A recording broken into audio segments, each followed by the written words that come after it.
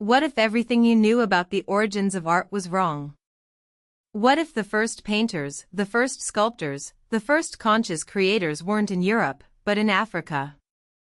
This is the story they didn't teach you, the story of how humanity's artistic soul was born on this continent. Deep in South Africa's Blombos cave, archaeologists uncovered a small piece of ochre. At first glance, it's unremarkable, just a reddish stone. But look closer. Etched into its surface are deliberate crosshatch patterns, lines intersecting with precision. This isn't random scratching. This is art. And it's 77,000 years old. That's 40,000 years older than Europe's famed cave paintings. The artist who held this ochre wasn't just surviving, they were thinking, imagining, creating. This changes everything. Because for centuries, Western scholars claimed abstract thought began in Europe. But Africa was there first. This is just the beginning. Far to the north, in what's now Namibia, the Apollo 11 caves hide another secret. Here, on rock walls, strange figures with round heads dance alongside animals. Painted 27,000 years ago, these aren't just depictions, they're portals.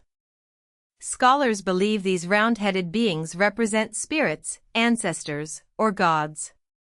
It's the world's first evidence of spiritual art.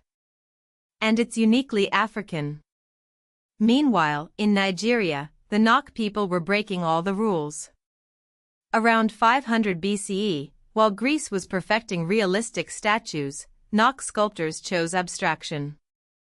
Their terracotta heads with triangular eyes, elongated necks, and geometric precision weren't trying to mimic reality.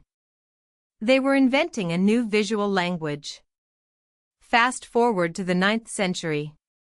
In Igbo Ukwu, artisans were casting bronze with a technique so advanced, Europeans wouldn't master it for centuries. Using the lost wax method, they created intricate vessels, crowns, and ornaments.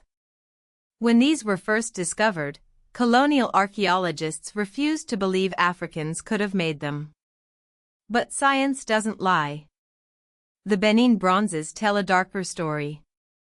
In 1897, British soldiers raided the Kingdom of Benin, looting over 3,500 artifacts. These weren't just objects, they were history. Bronze plaques depicting kings, ivory masks symbolizing power, all ripped from their homeland. Today, museums in London, Berlin, and New York still hold them hostage. But African art refused to be silenced. In the early 1900s, Picasso saw a Yoruba mask and had an epiphany.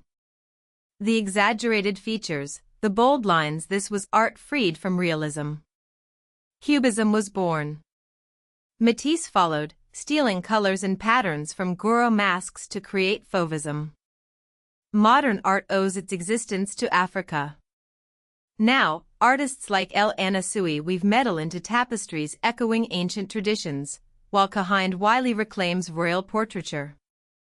The circle is complete. From the first ochre scratch to today's masterpieces, Africa's art is humanity's art.